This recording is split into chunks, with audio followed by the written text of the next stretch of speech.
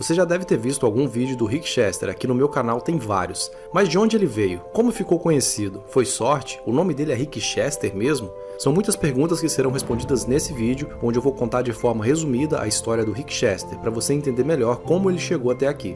Pegou a visão? O nome completo dele é Richester Pautiel da Silva. Na infância era chamado de Tuca e agora Rick Chester. Ele nasceu em 24 de maio de 1977 em Pitangui, cidade com 25 mil habitantes no interior de Minas Gerais. Sim, ele é mineiro.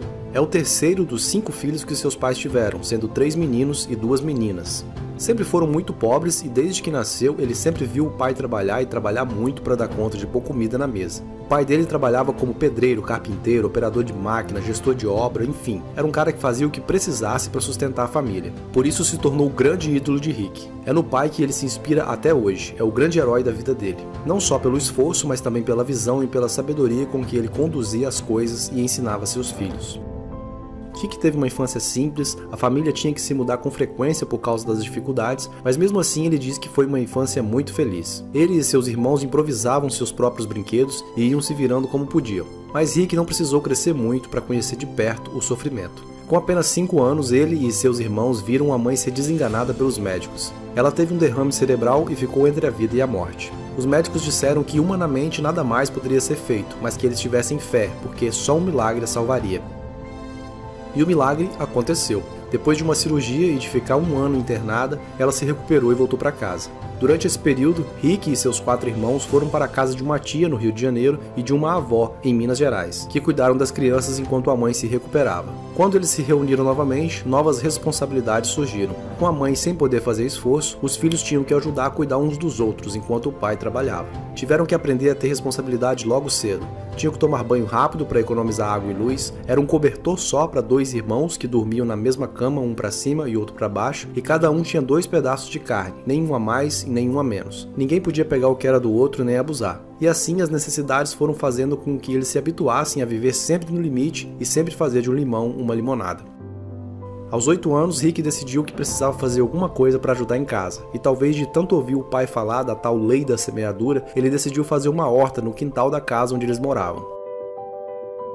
Meu irmão, a vida é a lei da semeadura. Você colhe o que você planta. Você plantou bem, você semeou bem, você usou a sua passagem na terra na época do plantio para semear o bem. Se você usou, meu amigo, pode ficar despreocupado. Você pode estar passando por qualquer que seja a turbulência hoje, mas a sua hora vai chegar. A lei da semeadura não falha, a lei do retorno não falha. E foi assim que ele empreendeu pela primeira vez. Aos 8 anos, quando não estava na escola, ele pegava seu carrinho de mão e saía para a rua para vender verduras. E não precisava do pai e da mãe dizer o que ele precisava fazer, aquilo já estava enraizado nele.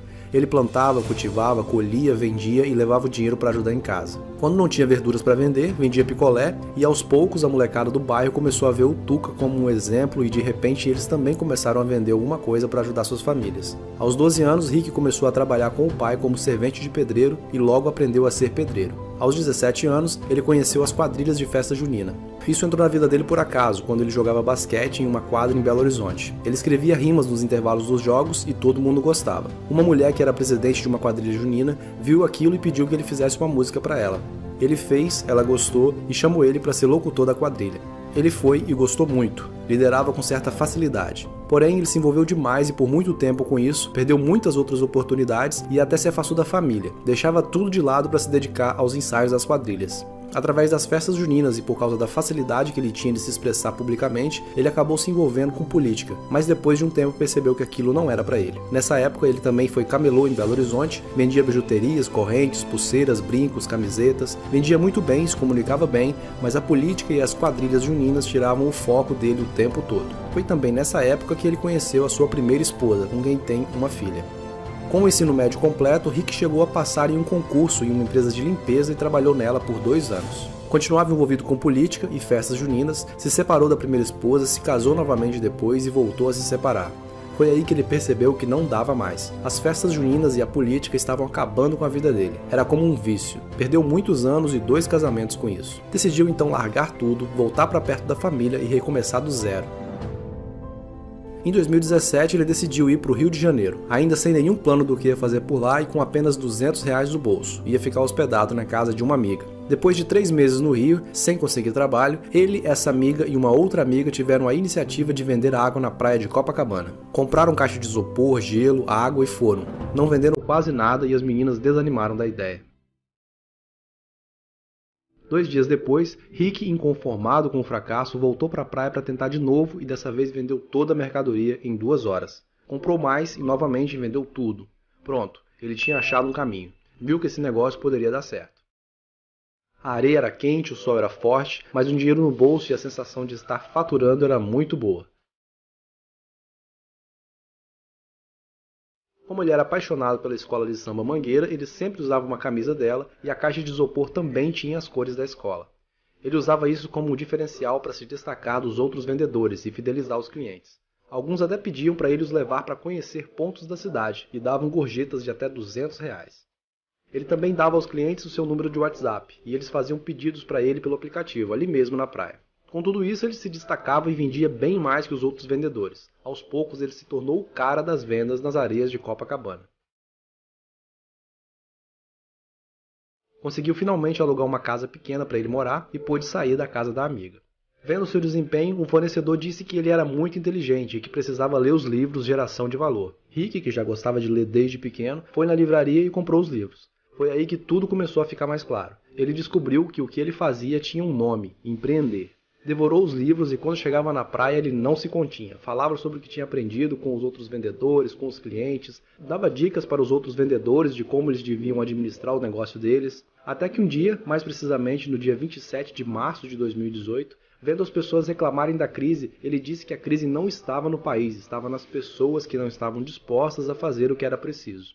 E um dos turistas disse: "Quem esse neguinho que vende água pensa que é para falar de crise?" No dia seguinte, ele gravou e postou no Instagram o fatídico vídeo que mudaria por completo a sua vida. Minuto do empreendedorismo. Está desempregado no Rio de Janeiro? Então faz o seguinte, arruma R$10 emprestado, vai para a Central do Brasil amanhã e compra uma mala de água mineral e meio saco de gelo. Pega tudo e vai para Copacabana, cedo. Chegando lá se vende uma água por R$4, R$5. Vamos considerar que tu vai vender tudo a R$4 e vai tomar 2 águas. São 10 águas para vender a R$4, são R$40, tu investiu 10, são 300% de lucro. Tu volta por cento, compra um isopor de 25 litros por R$18, sobram R$22. Tu vai para casa com essa grana e descansa no outro dia, vai por cento novamente. Compra 2 malas de água mineral, meio saco de gelo e vai para Copacabana novamente. Com 24 garrafas de água mineral, vou considerar que tu vai tomar 2, sobram 22 vezes R$4, se vender tudo, são R$88, com 7 que sobrou de antes, são R$95. Em 2 dias tu teve um lucro de 850%. Aí tu volta para casa, pega R$10, paga aquele maluco que te emprestou, isso chama manter as portas abertas, é importante isso. Aí você tem ainda 750% no bolso, no outro dia vai para o centro novamente aí contigo. Ah, vender água não dá para você não? Então a crise no seu caso não está no país, está dentro de você. Pega a visão. Ele diz que esse vídeo foi mais um desabafo do que qualquer outra coisa. Ele não tinha nenhuma pretensão e jamais imaginou que ele teria tanta repercussão. Durante a noite, o vídeo já começou a rodar nos grupos de WhatsApp. No outro dia, ele foi para a praia trabalhar e começou a reparar que as pessoas já estavam olhando para ele diferente. Perguntava se o cara do vídeo era ele. 3 dias depois, o Flávio Augusto postou esse vídeo no Instagram dele e disse que gostaria de saber quem era esse cara. Rick não viu a postagem e até esse momento nem sabia quem era Flávio Augusto, apesar de ter lido os livros Geração de Valores escritos pelo Flávio Augusto. E ele começou a receber várias mensagens de amigos dizendo que o Flávio estava procurando por ele. Ele nem conseguia mais trabalhar, as pessoas só falavam disso. Quando ele abriu o Instagram, viu que tinha ganhado milhares de seguidores e também viu a mensagem do Flávio. Pouco tempo depois eles se conheceram e o resto da história vocês já sabem. Rick lançou um livro contando a sua história, palestrou em Harvard nos Estados Unidos e começou a dar palestras e entrevistas em todos os lugares. Se tornou uma referência em superação, inspirou milhares de pessoas pelo mundo e mostrou que sim, é possível vencer mesmo em condições difíceis. Então costumo dizer que eu sou o resultado do não que eu dei para os nãos que me deram. Um negro que não fez faculdade, com 40 anos de idade, morador de comunidade, um da Silva, e que por sua conta e risco, por não se vitimizar, ele saiu de vendedor de água em Copacabana. Em 120 dias ele estava em Harvard. Se aquela instituição estava me convidando para estar ali, não era um CPF que estava ali. O Rick já tinha deixado de ser um CPF e já era grito de um povo. Eu já literalmente representava a 47ª frase do hino nacional do nosso país, que as pessoas viam em mim um brasileiro não fugindo à luta. A galera me pergunta: Rick, você fez faculdade de quê? Eu sou formado na faculdade da vida, no curso de superação e com pós-graduação me levantar todas as vezes que a vida me jogar no chão. Então você se prepare, E antes de você se preparar para o mundo, se prepare para levantar, porque a vida vai testar você. Vai ter o dia que você vai sair com a caixa cheia de água e você vai vender só 2. É a vida te testando. E se naquele dia você voltar com seus olhos e falar isso não é para mim, você já perdeu. E você não perdeu para ninguém, você perdeu para você mesmo. Se você gostou do vídeo, clica no gostei, compartilha e se inscreve no canal. Sucesso e até o próximo vídeo.